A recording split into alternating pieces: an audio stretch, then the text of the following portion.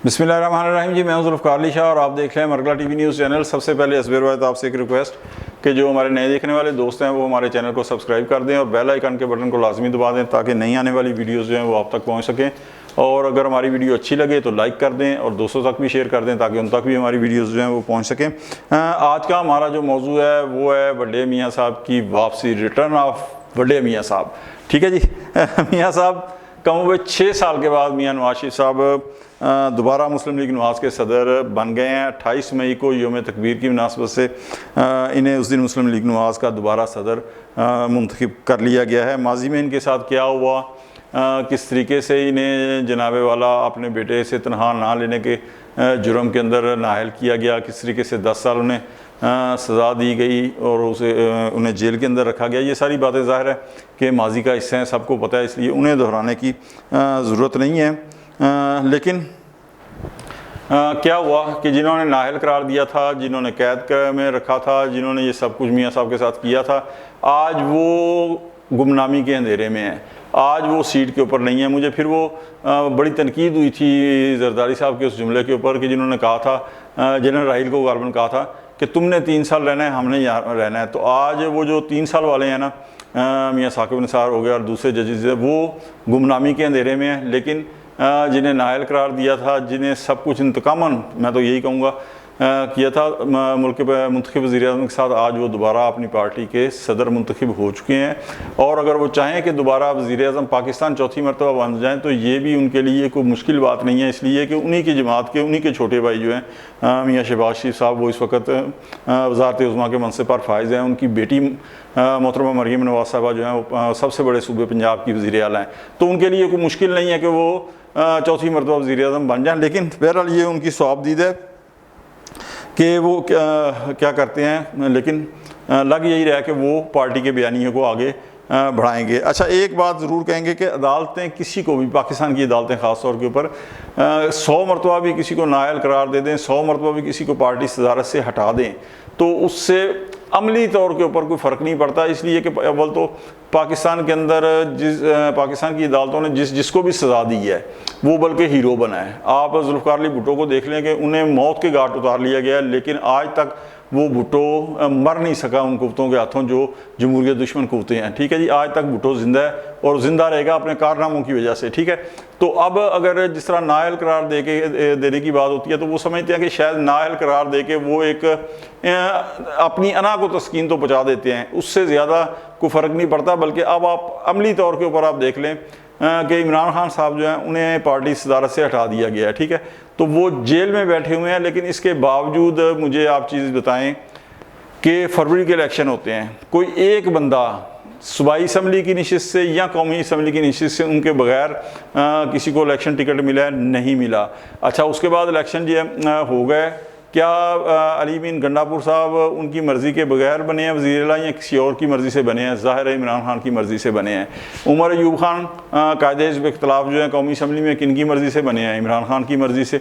इसके बाद सेनेट के अंदर कायदे हिज़्ब इख्तिलाफ जो है उन्हीं के, यानी पार्टी के जितने भी मैटर हैं, पार्टी के जितने भी अमूर हैं, वो बेशक पार्टी के चेयरमैन नहीं रहे इमरान खान, लेकिन इसके बावजूद जो मौजूदा चेयरमैन है गौर, वो जेल में जाके जो है उनसे हिदायत लेते हैं कि जनाब ये फ़लाँ मसला है, इसको किस तरीके से हल करना है। तो जो वो इंस्ट्रक्शन वहाँ से मिलती हैं उन्हें जेल के अंदर से खान साहब की, वो उसके मुताबिक अमल करते हैं। अब भी वो क्या कहते हैं कि जिस दिन इशारा हुआ, आप देखें ना, गुज़श्ता दिनों उमर अयूब खान ने और इन जितने थे इन्होंने तहरीक इंसाफ के लीडरों ने प्रेस कॉन्फ्रेंस की, तो क्या कहा, जिस दिन इशारा हुआ हमें इमरान खान साहब का जेल से, हम उसी दिन तहरीक शुरू कर देंगे। यानी पूरे का पूरा बयानिया, पूरे की पूरी जो है पॉलिसी जो है तहरीक इंसाफ की, वो इमरान खान के गिर्द ही घूम रही है, चाहे आप उन्हें नाअहल करार दे दिया या नहीं दे दिया। बहरहाल बात हो रही थी मियाँ साहब की कि अच्छा, इनकी तब्दीली से क्या कोई नवाज लीग की पॉलिसी के ऊपर फ़र्क पड़ेगा या नहीं पड़ेगा? तो फिर बात वही आ जाती है जिस तरह मैंने पहले कहा कि वो अगर सदर नहीं भी थे तो पॉलिसी तमाम की तमाम वही थी कि जो मियाँ नवाज शरीफ साहब की चल रही थी। कुछ लोग जो ज़ाहिर है कि मियाँ साहब के साथ लायल हैं, जो नज़रियाती हैं, वो क्या करते हैं कि PDM की गवर्नमेंट में अगर महंगाई हुई है तो उन्होंने वो महंगाई या जितने भी बुरे गलतियाँ वो सारी की सारी मियाँ शहबाज शरीफ के सर मढ़ देते हैं, और अच्छाई जितनी है वो मियाँ नवाज शरीफ के सब कर देते हैं। आप ये तक देख लें कि 2017 तक जब मियाँ नवाज शरीफ साहब वज़ीर आज़म थे तो वो उतने दौर को ही नवाज लीग का जो है ना वो दौर समझते हैं, शायद खाकाना बासी के दौर को वो ओन ही नहीं करते, जबकि ये गलत बात है। तो ये कोई पॉलिसी के अंदर फ़र्क नहीं पड़ेगा।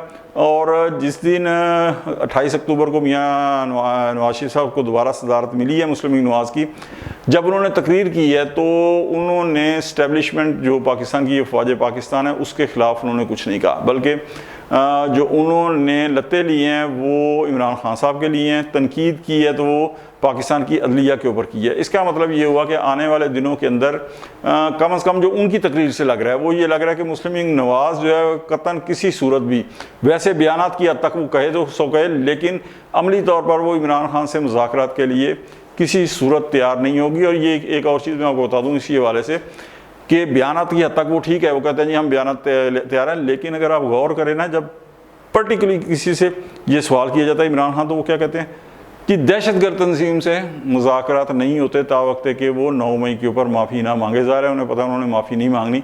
तो ये जो नवाज शरीफ साहब की तकरीर थी 28 मई वाले दिन, उससे भी जिस तरह उन्होंने तनकीद की है इमरान खान के ऊपर, तो उससे ये बिल्कुल अंदाज़ा हुआ है कि वो तहरीक इंसाफ से या इमरान खान से मुज़ाकरात करने के लिए कतन जो है ना वो विलिंग नहीं है। मुस्लिम लीग नवाज़ का इमरान खान से बात करना या ना करना काफ़ी ज़्यादा अहम है।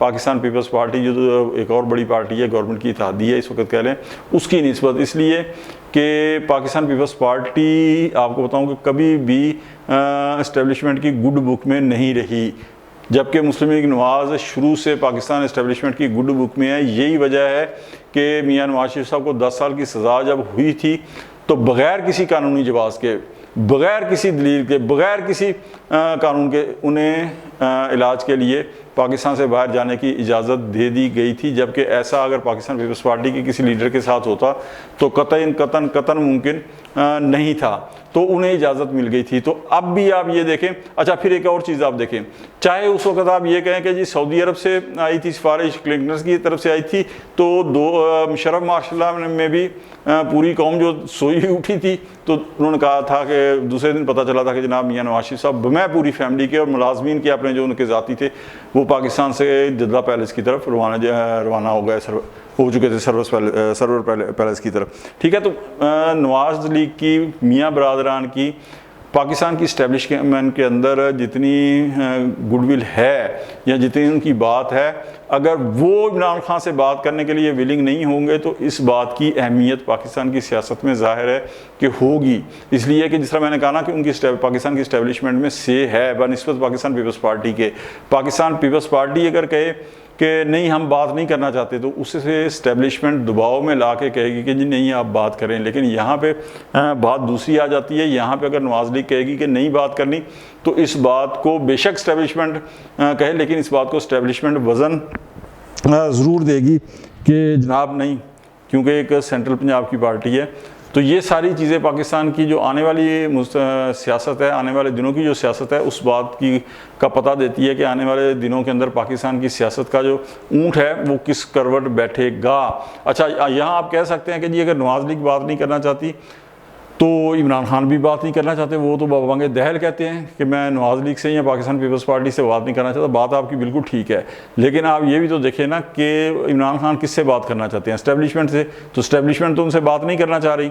तो लामहाला अगर इमरान खान अब भी अगर उन्होंने जिन मुश्किलात का तहरीक इंसाफ और इमरान खान दो चार हैं इस वक्त जिनका सामना कर रहे हैं, अगर उन्होंने उन मुश्किलात से, उन मसाइल से निकलना है तो उन्हें सियासी कुव्वतों से बात करनी पड़ेगी। ये मैं नहीं कह रहा, बल्कि पाकिस्तान के जो बड़े बड़े जो जितने भी सियासी पंडित हैं, जो तज्जियाकार हैं बड़े बड़े, मेरा तो किसी इज़ारा के मैं खाते में आता ही नहीं हूँ, वो सारे के सारे इस बात में मुत्तफिक हैं कि अगर तहरीक इंसाफ को जो जिन मुश्किलात का शिकार है, जिन मसाइल से दो चार है, उनसे निकलना है, उनसे जान छुड़ानी है, तो उसे सियासी कुव्वतों से बात करनी पड़ेगी। इसलिए कि अगर वो सियासी कुव्वतों से बात करेगी तो उसके मसाइल जो हैं वो उनका कोई हल निकलेगा। और मसाइल का हल हमेशा पूरी दुनिया के अंदर जो है वो बातचीत से निकलता है। लेकिन अगर वो इमरान खान साहब मुतवातर इनकारी हैं बात करने से, सियासी कुव्वतों से, तो ज़ाहिर है उनके मसाइल का हल नहीं निकलेगा। लेकिन यहाँ पे एक और मैं आपको एक चीज़ बताऊँ कि जो लोग इमरान खान की फितरत से वाकिफ़ हैं वो उन्हें इस चीज़ को समझना चाहिए कि इलेक्शन जब हुए हैं फरवरी के अंदर, तो उसके बाद पूरी इलेक्शन कैंपेन के अंदर बिलावल भुट्टो जरदारी जो है वो आपको पता है कि तनकीद मुस्लिम लीग नवाज़ के ऊपर करते रहे हैं और बड़ी शदीद तनकीद वो करते रहे हैं मुस्लिम लीग नवाज़ के ऊपर। वो और पूरी इलेक्शन कैंपेन के दौरान जो उनका रवैया था वो यही था कि वो तहरीक इंसाफ के साथ इलेक्शन के बाद जो है वो अलाइंस करेंगे, गवर्नमेंट के लिए इत्तेहादी बन के गवर्नमेंट बनाएंगे। लेकिन इसके बावजूद इमरान खान ने इनकार कर दिया। हालांकि अगर तहरीक इंसाफ इमरान खान राज़ी होते तो आज गवर्नमेंट जो है वो तहरीक इंसाफ की होती। लेकिन एक चीज़ मैं आपको बताऊँ जो बड़े पते की है वो ये है कि इमरान खान साहब बयानियाँ बनाने में माहिर हैं, बिल्कुल माहिर हैं, लेकिन पाकिस्तान के जो मसाइल हैं इस वक्त दो चार हैं उनका हल उनके पास नहीं है। 2018 से पहले भी क्या कहा जाता था कि एक मरतबा इमरान खान आ जाए तो पूरी दुनिया जो है वो जरदारी और नवाज शरीफ साहब जो है वो इन्हें जनाब चोर समझती है, डाकू समझती है, इन पे एतबार नहीं करती। एक दफ़ा इमरान खान आ जाए तो जनाब सरमायादारों की पाकिस्तान के अंदर लाइनें लग जाएंगी। और वो मुराद सईद साहब के तो 200 अरब डॉलर आपको याद है ना जो आने थे, तो हुआ क्या? कुछ भी नहीं हुआ, कुछ भी नहीं हुआ। तो इमरान खान साहब को पता है कि पाकिस्तान के अंदर पाकिस्तान जो मुआशी मसाइल हैं, पाकिस्तान जिन्हें मुश्किल हालात से गुजर रहा है उनके पास इसका हल नहीं है। लिहाजा वो मौजूदा गवर्नमेंट को डिस्टर्ब करते रहेंगे, उनका जो इरादा है डिस्टर्ब करते रहेंगे, लेकिन वो गवर्नमेंट में नहीं आएंगे। इसलिए उस वक्त तक नहीं आएंगे जब तक कि पाकिस्तान की इकानमी बेहतर नहीं हो सकती। जब बेहतर होगी फिर वो बिल्कुल कोशिश करेंगे कि बने बनाए पाकिस्तान के ऊपर आके जो है ना वो हुकूमत करें और जो है अपनी कहें कि जी ये सब कुछ मेरी वजह से हुआ है। तो फ़िलहाल नहीं। तो देखते हैं कि मुस्लिम लीग नवाज़ की जो क़यादत बदली है इसके बाद उसके रवैये में, उसकी पॉलिसी में क्या तब्दीली आती है। तो आज तक के लिए इतना ही, इंशाल्लाह मिलते हैं अगले व्लॉग में। उस वक्त तक के लिए जुल्फ़िकार अली शाह को इजाज़त दें। अल्लाह हाफ़िज़।